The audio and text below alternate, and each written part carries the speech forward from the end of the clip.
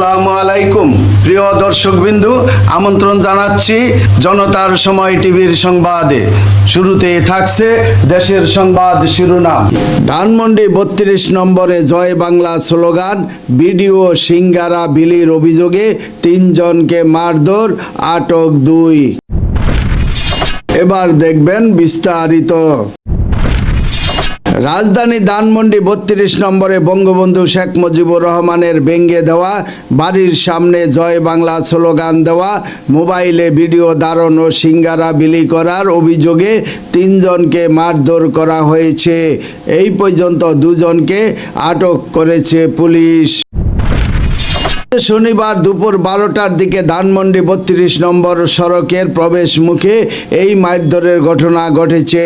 তাৎক্ষণিকভাবে মারধরের শিকার ব্যক্তিদের নাম ও পরিচয় পাওয়া যায়নি। আনম আয়াস নামের এক ব্যক্তির নেতৃত্বে একদল জনতা তাদের মারধর করেন। তারা নিজেদের জুলাই যোদ্ধা পরিচয় দিয়েছেন। আনম আয়াস রাষ্ট্র সংলাপ ফোরাম SDF নামে একটি সংগঠনের সদস্য সচিব বলে পরিচয় দেন। সরজমিনে দেখা যায় দুপুর ১১:১২টার দিকে ধানমন্ডি ৩২ নম্বরের প্রবেশ মুখে একজন রিকশা চালক তার মুঠোফোনে ভিডিও ধারণ করছেন। এক পর্যায়ে আয়াস তার কাছে যান, ফোন চেক করেন, ভিডিওটি যুবলীগের একজনকে পাঠিয়েছেন এমন অভিযোগ করেন। এই সময় আয়াসের সঙ্গে থাকা কয়েকজন ওই রিকশা চালককে মারধর করেন। পরে পুলিশ এসে ওই রিকশা চালককে আটক করে ধানমন্ডি থানায় নিয়ে যায়।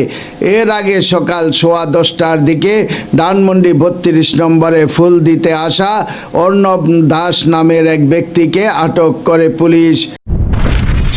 তিনি ফুল দিতে এসেছিলেন বলে জানা গেছে। ধানমন্ডি থানার ভারপ্রাপ্ত কর্মকর্তা মোহাম্মদ ইমদাদুল ইসলাম বলেন, অর্ণব দাসের বাড়ি টাঙ্গাইলে। তিনি কার্যক্রম নিষিদ্ধ যুবলীগের সক্রিয় কর্মী বলে পুলিশ প্রাথমিকভাবে জানতে পেরেছে। তাকে জিজ্ঞাসাবাদ করা হচ্ছে। রিকশা চালককে মারধরের সময় সেখানে থাকা আরেক ব্যক্তি জয় বাংলা স্লোগান দেন। পরে তাকেও মারধর করা হয়।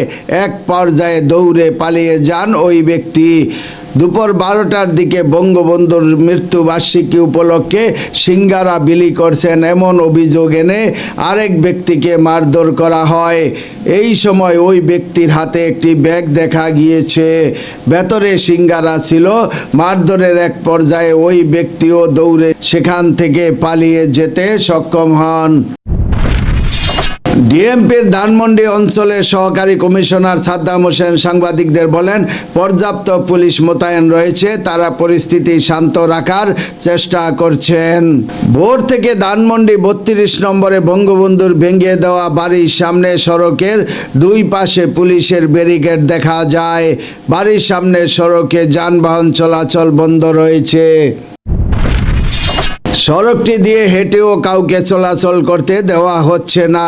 সকাল থেকে বিভিন্ন গণমাধ্যমের সংবাদকর্মীরা সেখানে জড়ো হচ্ছেন।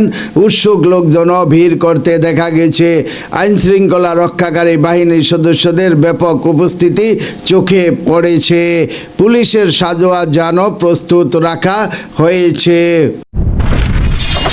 জয় বাংলা নিষিদ্ধ স্লোগান কিনা এ ব্যাপারে সরকারের দায়িত্ব দেশবাসীকে পরিষ্কার করা। আর গণতন্ত্র, মপতন্ত্র, আইনের শাসন, ফেসিবাদ একসাথে চলতে পারে কিনা এ ব্যাপারে ব্যাখ্যা সরকার বাহাদুরকে দিতে হবে। প্রিয় দর্শকবিন্দু, আজকের প্রতিবেদন এই পর্যন্তই শেষ করছি। এখানেই পরবর্তী সংবাদ পেতে জনতার সময় টিভির সাথেই থাকুন। আল্লাহ হাফেজ।